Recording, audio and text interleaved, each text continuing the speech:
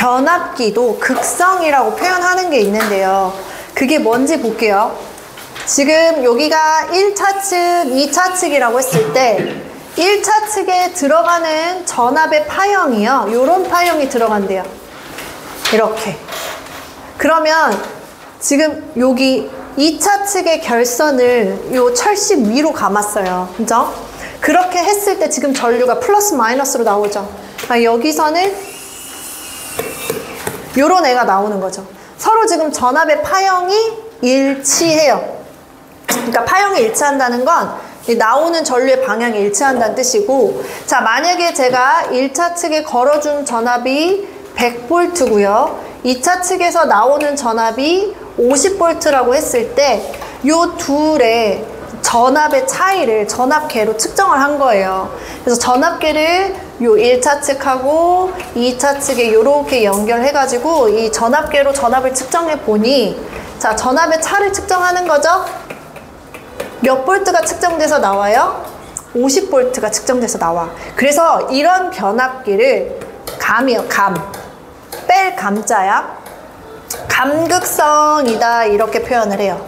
감극성. 이게 변압기 명판에는요, 요렇게 표현이 돼 있어요. 1차 측, 2차 측, 1차 측, 2차 측. 이렇게요. 입력, 출력이 같은 거죠. 그래서 이렇게 표현되는 게 바로 감극성이다, 이렇게 보시면 되겠어요. 자, 이번에 이 왼쪽의 그림과 대비가 되는 걸 한번 보실 텐데, 자, 여기 1차 측은 같습니다. 그쵸? 플러스 마이너스 이런 전압이다 라고 하면 2차 측은 지금 철심 위로 감은 게 아니죠. 철심 밑으로 감았죠. 권선이. 지금 다른 게 보이시죠? 전류가 어때요? 반대 방향으로 나오죠. 이렇게 나오는 거예요. 전압이 서로 파형이 불일치합니다. 그쵸? 그러면 전압기로 또 측정해봤대요. 얘는 100V고 얘는 50V잖아. 근데 방향이 어때요? 반대죠. 이렇게 돼. 그래서 측정을 해봤어요. 이렇게 전압계를 접속시켜가지고, 자, 전압의 차가 어떻게 돼? 마이너스 50이 돼요. 그쵸? 그러니까 이 전압계가 측정됐어, 측정했어 하고 측정된 값이 얼마가 나오는 거야? 150V가 나오는 거죠. 얘는 빼졌어요? 오히려 더해졌어요? 더해졌어. 왜? 극성이 반대가 돼서 나왔으니까. 그래서 이런 식으로 감은 걸 우리는 더할 가자를 써서 가극성이다, 이렇게 표현을 하고, 명판에는 입력하고 출력이 서로 반대로 나왔죠. 그쵸? 요렇게 거꾸로 나왔잖아요. 그래서 요렇게 크로스로 이렇게 표시가 되더라. 이게 바로 가극성이다 라고 보시면 돼요. 그래서 감극성과 가극성으로 우리가 극성을 이렇게 표현해 볼 수가 있습니다. 출력 측에서 나오는 극성이 입력 측 극성하고 같냐 다르냐를 보는 거야. 요렇게 좀 봐주시면 되고요. 이제 우리 분은 이제부터 무슨 얘기를 하려고 그러냐면 병렬 운전할 거란 말이에요. 변압기를 2대를 병렬로 운전하면 당연히 지켜야 될 조건들이 있을 겁니다. 그래서 우리가 변압기의 병렬 운전 조건에 대해서 좀 보려고 합니다. 첫 번째, 나오죠. 극성이 같아야 돼. 감이면 감, 가면 가. 둘 다 똑같아야 되는데 이게 이제 올바른 예예요. 1차 측, 2차 측, 1차 측, 2차 측이죠. 그러면은 첫 번째 변압기의 2차 측도 감극성이고요. 이 극성이, 서로 극성이. 이 두 번째 변압기도 1, 2차 측 감극성이죠. 그래서 이게 같더라. 왜요? 그래야 부하로 들어가는 전류의 방향이 일치해요. 이렇게 들어갈 때 다 들어가고 나올 때 나온단 말이에요. 이렇게. 근데 얘 어때요? 변압기 2대의 극성이 다르죠. 그럼 어떤 일이 발생하느냐? 여기서는 들어가. 근데 얘는 어때요? 얘는 이쪽이 마이너스가 뜨면서 요렇게 가요. 이게 부하로 들어가지 못하고 여기서 요렇게 변압기 내부로 흘러 들어가 버린단 말이에요. 그래서 극성이 같지 않으면 변압기 내부로의 순환 전류가 들어갑니다. 예, 순환 전류가 흘러버려요. 여기도 봐봐요. 플러스가 마이너스 이렇게 나갈 거 아니에요. 부하로 들어가는 게 아니고. 그래서 극성이 같아야 돼요. 감극성이면 감극성, 가극성이면 가극성, 이런 식으로. 자, 두 번째는 변성 비율이 같아야 돼. 그러니까 1차에 걸어주는 전압 그리고 2차에 나오는 전압도 같아야 되겠죠. 그쵸? 왜? 같지 않으면 기전력에 차가 생길 거 아닙니까? 기전력에 차만큼 뭐가 생기겠어요? 순환 전류가 흐르겠죠. 이게 올바른 예예요. 권수비가 둘 다 오고 둘 다 1차 측에 100V를 거니까 둘 다 2차 측에 20V의 전압으로 나오겠죠. 그럼 둘의 전이차가 1도 없어. 그러면 여기서 전류가 그대로 다 부하로 들어가는 반면에 이게 나쁜 예예요. 1차 전격 전압은 같아. 근데 권수비가 달라. 그러니까 2차 측에 걸리는 전압이 달라요. 얘가 더 크고 작죠. 그러니까 얘네 둘 사이에 전이차가 발생하면서 순환 전류가 흐르게 됩니다. 그래서 안 된다. 변압기의 권수비가 같고 1, 2차 전격 전압이 같아야 돼요. 자, 세 번째입니다. 이번엔 저항과 리액턴스의 비율이 같아야 된다라고 해요. 자, 참고로 우리 이거 볼까요? 우리 위상 구하는 거 해보셨어요? 위상 어떻게 구해요? 안 해보셨구나. 아크 탄젠트 R분의 X로 구해요. 자, 이유 여기서 볼게요. 자, 이렇게 우리가 직각 삼각형이 있잖아요. 뭐 여기가 빗변, 여기가 밑변, 여기가 높이라고 했을 때 우리가 요 각을 이용해서 코사인 세타, 사인 세타, 탄젠트 세타 값을 다 구할 수가 있어요. 어떻게 해요? 요게 코사인, 그쵸? 이게 사인, 요게 탄젠트, 이렇게 가잖아요. 근데 우리가 교류를 계산할 때 보면 이 A 값은 반드시 피타고라스의 정리로 인해서 B의 제곱 플러스 C의 제곱으로 한번 구하고 계산해야 된단 말이에요. 그쵸? 그래서 B변을 안 구하고 바로 볼 수 있는 항상 R 값과 X 값은 주어지잖아요. 그래서 BC는 아무것도 계산 안 하고 바로 이렇게 눈으로 보면 나올 수가 있어. 그래서 위상을 구할 때는 여기서 내가 알고 싶은 건 세타니까 탄젠트로 나눈 거예요. 나눠지면 없어지지. 여기도 똑같이 나눠줘야 되잖아요. 그죠? 이거 정리해서 쓰면 탄젠트 분의 1은 탄젠트의 마이너스 1승이라고 쓸 수가 있죠. 분의 B분의 C가 되는 거야. 이렇게 구한단 말이에요. 위상은. 뭐 이렇게도 구할 수 있어요. 얘 아크 코사인 A분의 B, 이것도 똑같은 값을 나와요. 근데 얘는 A를 구해야 되는 번거로움이 있으니까 안 쓰는 거고, 얘는 번거로움이 없으니까 이렇게 구한단 말이에요. 그게 여기가 가로축에 항상 의미하는 게 무슨 값? R 값. 세로축에 의미하는 게 항상 무슨 값? 리액턴스 값. 그래서 R분의 X로 나와요. 그래서 이렇게 되는데, 자 봐봐. 요 R과 X의 비율이 서로 같지 않으면, 아이고 서로 같지 않으면 세타 값이 다르게 나오겠죠. 위상차가 생긴단 말이에요. 위상차가 생긴다는 건 봐봐요. 우리 유효 전력 구할 때도 위상으로 계산하잖아요. 이게 달라진단 말이에요. 그러면 이 전력이요. 똑같은 전력으로 동일하게 부하에다가 전압을 공급을 해줘야 되는데 한쪽은 크게, 한쪽은 작게, 혹은 한쪽은 유효 전류가 굉장히 크게, 한쪽은 무효 전류가 굉장히 크게. 그러니까 다시 말해서 부하 분담이 엄청 갈릴 수가 있어요. 하나 더, 그것만 그러는 것도 아니고 내부적으로 임피던스 값이 달라질 수도 있으니까 순환 전류가 흐를 수 있어요. 그래서 내부에는 순환 전류도 흐를 수 있고 부하 측에 부담해줘야 되는 전력도 서로 달라질 수 있고 이 각각의 부하로 흐르는 전류조차도 그 크기가 당연히 임피던스가 달라지게 되면 달라질 수가 있겠죠. 그래서 여러 가지 되게 부작용이 많습니다. 그래서 저항과 리액턴스 B는 같아야 되더라. 같지 않으면 위상차로 인한 순환 전류도 발생하고 전력 부담도 불균형해지고 뭐 여러모로 좋지 않아요. 그래서 그렇더라 라고 보시면 되겠어요. 그럼 네. 저기 3번 같은 경우는 네. 위상차가 다르잖아요. 그렇죠.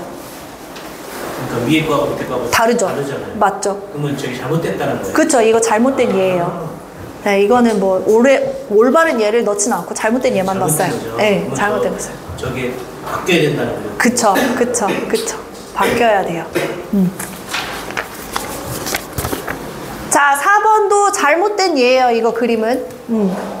퍼센트 임피던스 강화가 같을 것, 여기랑도 약간 일치하는 약간 같은 맥락의 내용인데요. 퍼센트 임피던스 강화가 같다라는 거는 전압 강화가 똑같아야 돼. 그래야지 전압 강화만큼의 전압이 걸려서 같은 전력, 같은 전류 뭐 이런 걸 줄 수가 있는데 임피던스 강화가 어떤 쪽은 이쪽은 크고 이쪽이 작아. 그럼 당연히 임피던스 강화가 작은 쪽으로 전류들이 다 몰리지 않겠어요? 그러니까 부하 분담이 이쪽이 너무 치우쳐요. 너무 커져요. 한쪽 변압기에 다 몰려요. 그러면 금방 고장이 나겠죠. 그래서 변압기의 퍼센트 임피던스 강화도 같아야 합니다.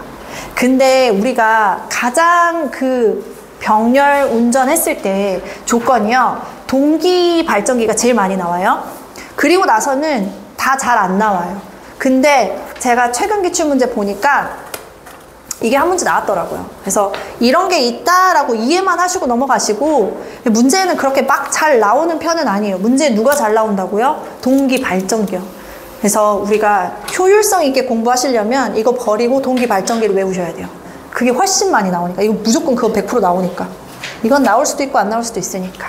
자, 이거는 별표 3개짜리. 3개인 이유는 이거는 초등학생도 맞을 수 있기 때문이에요.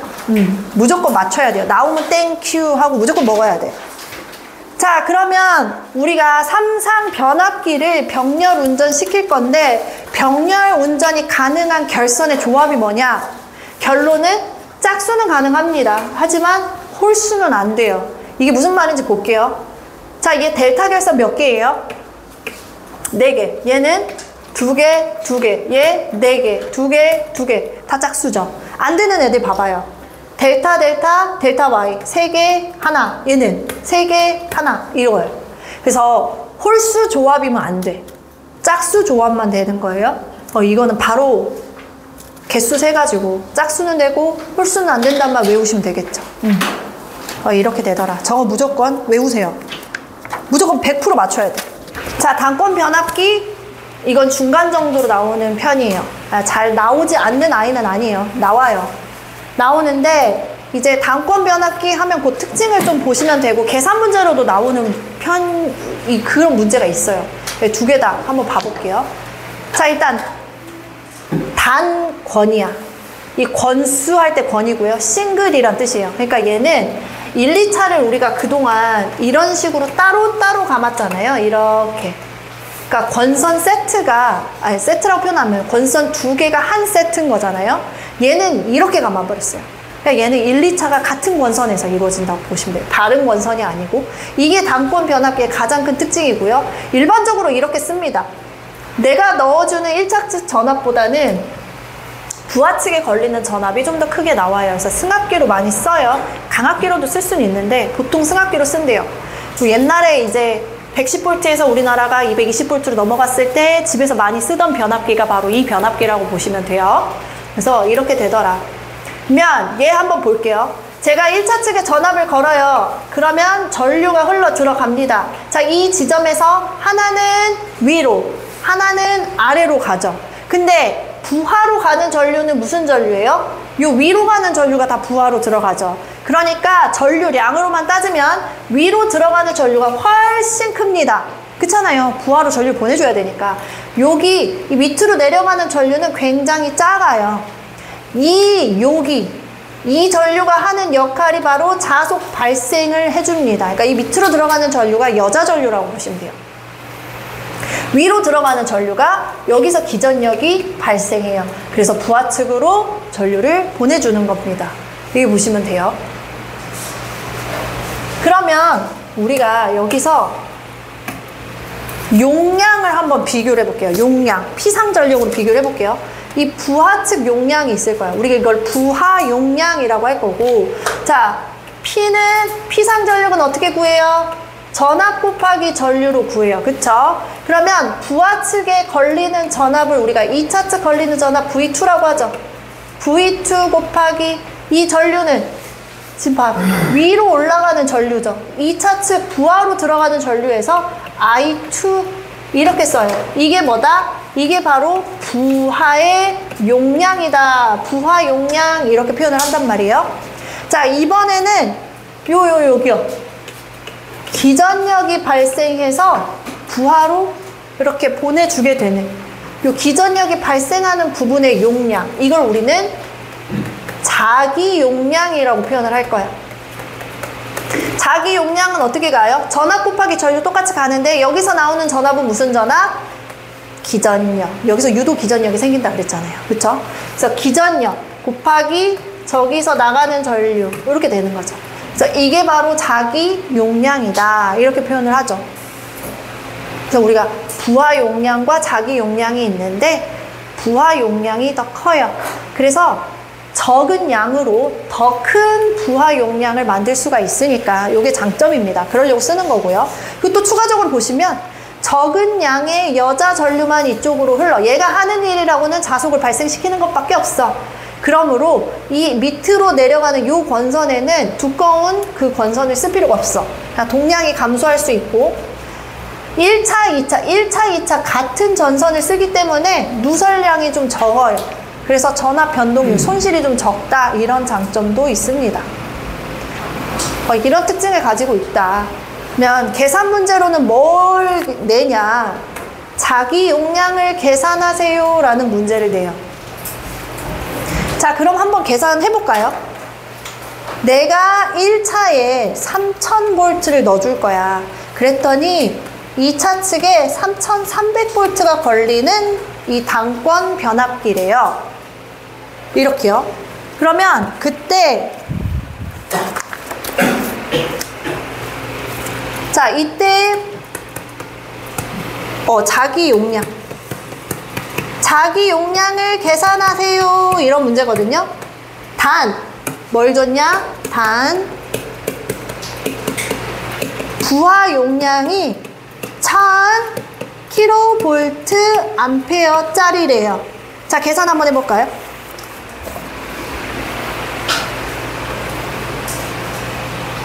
(1차) 측에 3000V를 넣어줬더니 3300V로 변성이 되는 당권 변압기가 있어. 이 당권 변압기의 자기 용량을 계산할 건데, 자, 부하 용량을 줬어요. 1000kVA래요.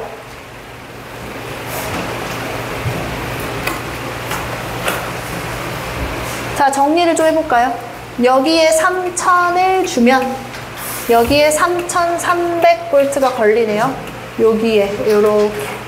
이게 얼만데? 이게 3000인데. 자, 그럼 눈에 딱 보이지 않아요? 그러면 여기에 걸리는 전압이 몇 볼트라는 게 눈에 딱 보여요? 300. 맞아요. 300. 구했어요. 얘 보이죠? 얘가 얼마라는 뜻이에요? 300이요. 자, 이제 우리는 뭐만 구하면 돼요? I2요. 자, 이 부하 측에 걸리는 부하 용량이 몇이라고요? 이렇게 된다고요. 여기 자기 용량도 킬로볼트 암페어로 계산할게요.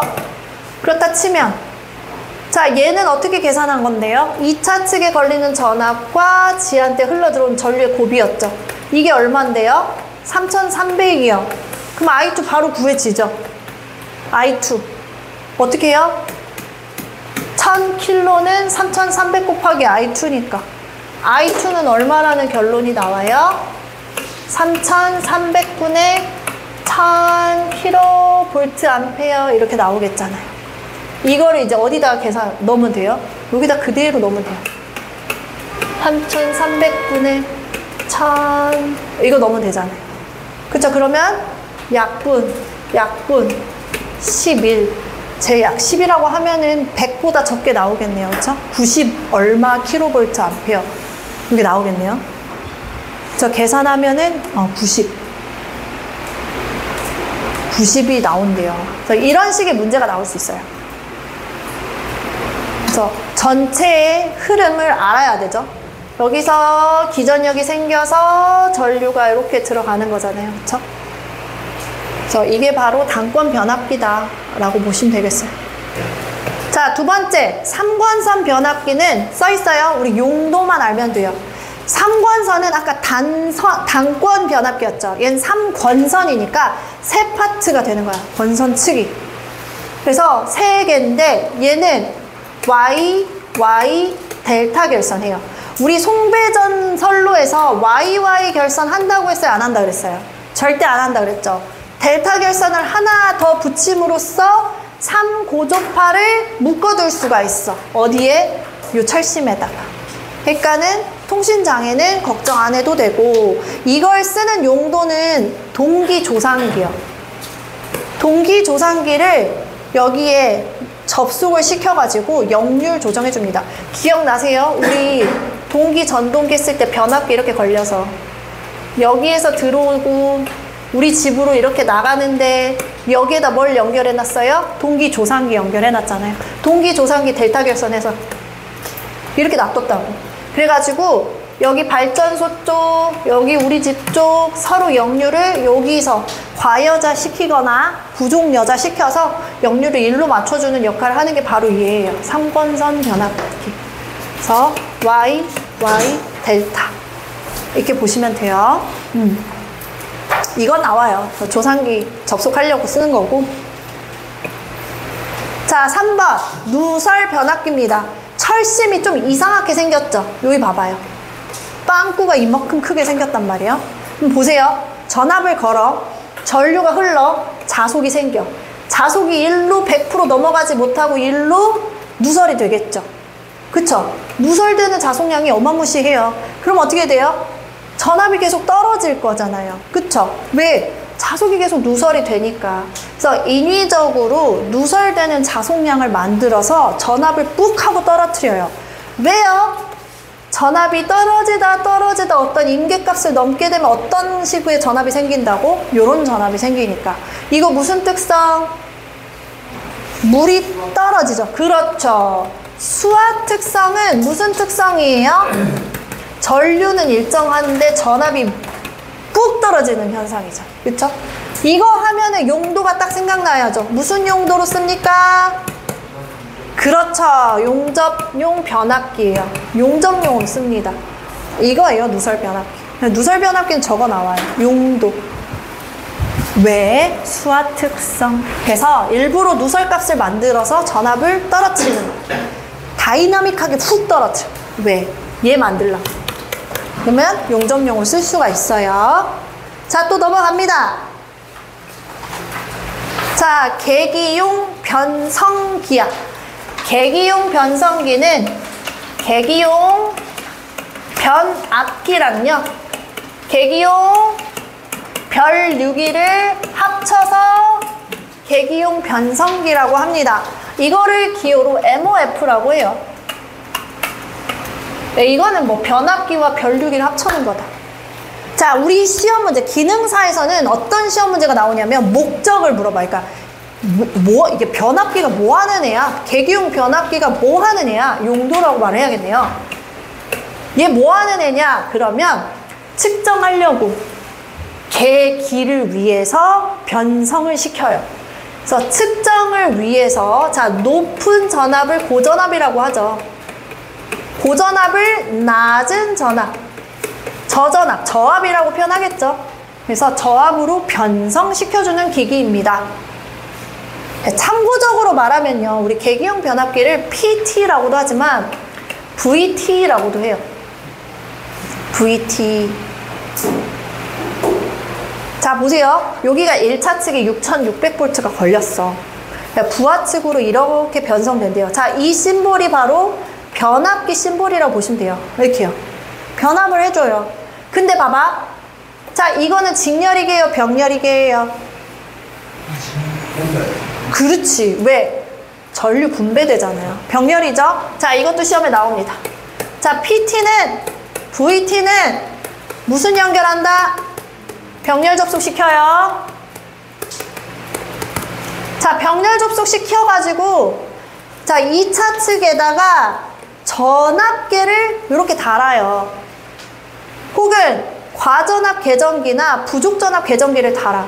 가지고 내가 예상한 것보다 더 높거나 낮으면 여기서 이제 그걸 감지를 하고 경보를 때리겠죠. 자, 어쨌든 2차 측은 항상 몇 볼트로 고정? 110볼트로 고정입니다. 이렇게 돼요. 이렇게 변성이 되게끔 되어 있어요. 자, 그럼 정리해요. 계기용 변압기는 측정을 위해, 전압 측정을 위해서 고전압을 저전압으로 변성시켜주는 기기이며, 이 PT나 혹은 VT라고 부른다고 했어요. 계기용 변압기는 회로에 병렬 접속시켜가지고 2차 측에 110V로 고정시켜서 전압계를 이렇게 접속시킵니다. 2차 측에. 이게 계기용 변압기. 자, 이제 계기용 변류기 나오겠죠? 계기용 변류기. 이렇게 보시면 돼요. 여기가 1차 측, 2차 측. 1차측, 2차측.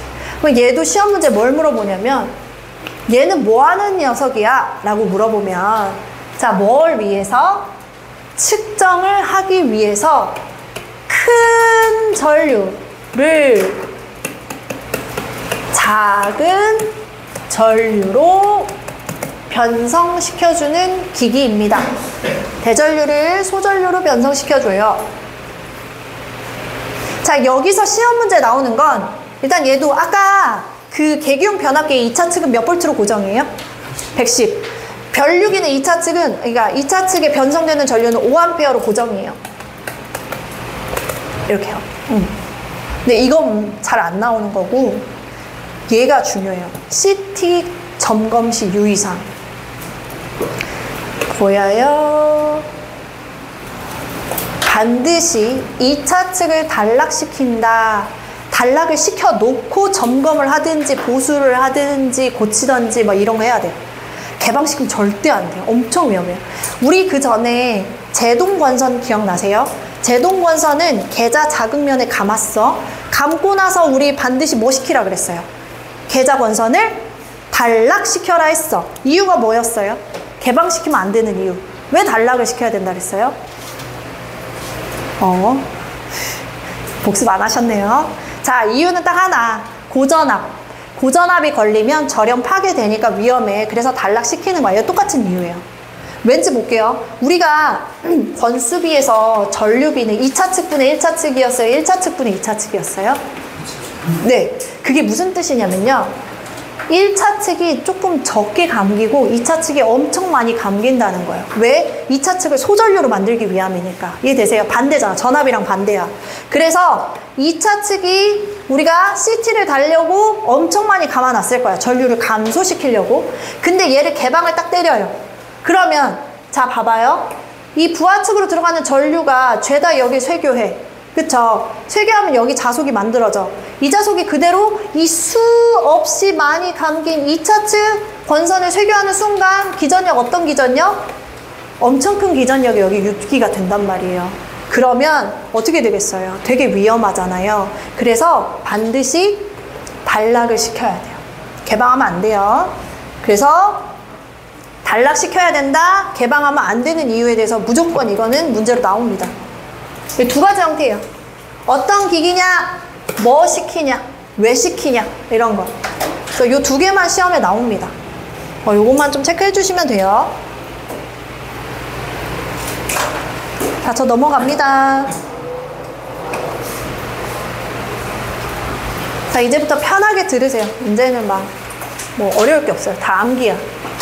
엄청 긴장을 놓으시고 편하게 들으실게요. 자, 우리가 일반적으로 쓰는 게요. 요 변압기 철심이 이렇게 있으면 변압기 본체 혹은 외압이라고 표현하는 게 있어요. 얘가 있고 여기에는 뭐가 가득 차 있냐면 기름이 차 있는 애.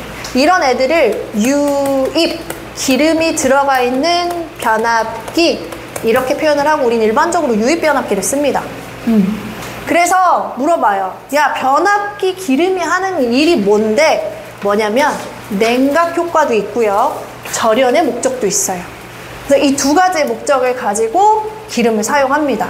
그래서 변압기 유액 구비 조건을 사지선다로 냈고 옳지 않은 것을 고르세요라는 문제가 많이 나오는 편이에요. 자, 하나씩 체크할게요. 절연 내력이 클 것. 당연하죠. 절연의 목적이 있으니까. 두 번째, 비열이 크다는 건 자기 온도 주머니가 큰 거니까 냉각 효과가 큽니다. 자, 이거 가지고 장난 진짜 많이 쳐요. 인화점. 불이 붙는 온도가 되는 거겠죠. 그래서 인화점은 높으면 높을수록 쉽게 불이 붙어요? 아니잖아. 즉 인화점이 10도면 10도에서 불 붙는 거고 인화점이 1000도면 1000도에서 불 붙는 거예요. 1000도 만들기 어렵잖아요. 그쵸? 그래서 인화점은 높아야 돼. 반면에 응고점, 덩어리가 지점, 붙는 점은 얘는 낮을수록 좋겠죠. 너무 이렇게 응고점이 10도면 10도에서 다 응고돼 버리잖아요. 이거는 막 0도 더 낮게 뭐 이렇게 돼야 되겠죠. 자, 고온에서 온도가 뜨거워졌다 하더라도 산화, 전자를 잃는 거나 얻거나 있거나 뭐 이런 거잖아요. 산화가 잃는 거죠. 그래서 산화되지 않을 것. 그러니까 자기 자신이 이제 없어지는 거야. 성질이 아예 바뀌는 거예요. 화학적 변화가 일어나는 거죠. 똑같은 말이죠. 화학작용을 일으키지 않을 것. 이렇게 되는 거죠. 그래서 이런 게 있다. 하나 더 쓸까요? 하나 더 쓰면은 얘도 잘 나와요. 점도는 클수록 좋을 것 같아요? 작을수록 좋을 것 같아요? 점도는 찐득거림. 그렇죠. 점도는 작아야 됩니다. 얘가 어떻게 냉각을 시켜주냐면요. 봐봐, 얘가 뜨거워져요. 뜨거워지면은 뜨거운 기름은 위로 가고요. 우리가 뜨거운 거 위로 가고 차가운 거 아래로 가잖아. 밀도차 때문에. 그래서 얘네가 여기서 순환을 하면서 온도가 떨어져요. 근데 점도가 찐득거리거나 음고가 지면은 순환이 어려워지죠. 그러니까 냉각해주기가 좀 어렵습니다. 그래서 그런 부분들 생각하시면 돼요. 자, 요거 잘 나옵니다. 먹는 문제고요. 열화 방지 대책. 왜? 변압기는 용량에 따라서 엄청나게 큰 전압을 변성시켜 줄 수도 있거든요. 그럼 엄청 뜨거워진단 말이에요. 이렇게 있어요. 자, 보시면 얘가 변압기 외함이라고 표현하는 게 이러네요. 여기에 뭐가 가득 차 있어? 오일이 가득 차 있고요. 이 방열기는요, 좀 더 대류를 더 효과적으로 해주기 위한 어떤 그런 디자인이라고 표현을 해볼게요. 디자인이지 얘가 뭔가 그걸 위해 특수적인 목적을 갖고 있는 건 아니에요. 그냥 디자인을 이렇게 한 거예요. 그래서 그렇게 된 거다라고 보시면 돼요. 자, 변성을 했습니다. 뜨거워요. 열이 나기 시작해. 어때요? 오일이 뜨거워져. 뜨거워진다는 건 팽창하죠. 그쵸? 그러면 공기가 팽창하면서 얘네들이 뜨거워지면서 팽창해요. 팽창하면 여기 보여요? 관. 이 관을 통해서 뜨거운 공기가 밖으로 이렇게 나가게 됩니다. 이렇게요. 그럼 이게 뜨거워졌을 때. 그러면 얘가 이제 온도가 식었어. 온도가 식으면 어떻게 해요? 수축하죠. 수축하면 공기를 밖에서 안으로 이렇게 들이마시게 됩니다. 이렇게요. 끌어당기죠. 그래서 이게 공기가 나갔다, 들어왔다, 이거를 변압기의 호흡작용이라고도 해요. 이렇게요. 근데 이제 얘네가 공기에 출입이 계속 되고 있는데 우리 밖의 공기에는 항상 뭐를 많이 가지고 있어요? 네. 뜨거운 기름에 물 몇 방울 튀기면 거기서 어떻게 돼요? 맞아요. 그렇죠. 불나잖아요. 그렇죠? 그럴 때 물 뿌리면 큰일 나는 거 아시죠? 그래서 불난단 말이에요. 그래서 이걸 열화 방지 대책이라고 표현을 해요. 왜? 외부에 있는 수분이 뜨거운 절연유 안으로 들어가면 폭발할 수가 있기 때문이겠죠? 그래서 여기에 장치를 해놓습니다. 1번, 콘서베이터라는 관을 사용한다. 이 관으로 공기가 출입할 수 있게 만든 거다. 두 번째, 이 관 안에는요, 뭐가 가득 차 있냐? 불활성 질소가 가득 차 있습니다. 그냥 우리 과자 봉다리 생각하시면 돼요.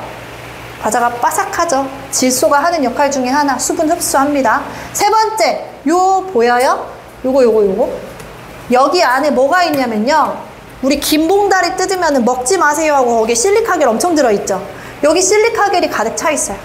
그걸 우리는 호흡기, 영어로 브리더 이렇게 표현을 합니다. 그래서 호흡기를 통해서 1차적으로 수분을 다 빨아들여. 그리고 관을 통해서 들어오면서 여기서 또 2차적으로 수분을 빨아들여. 그럼 안전하겠죠.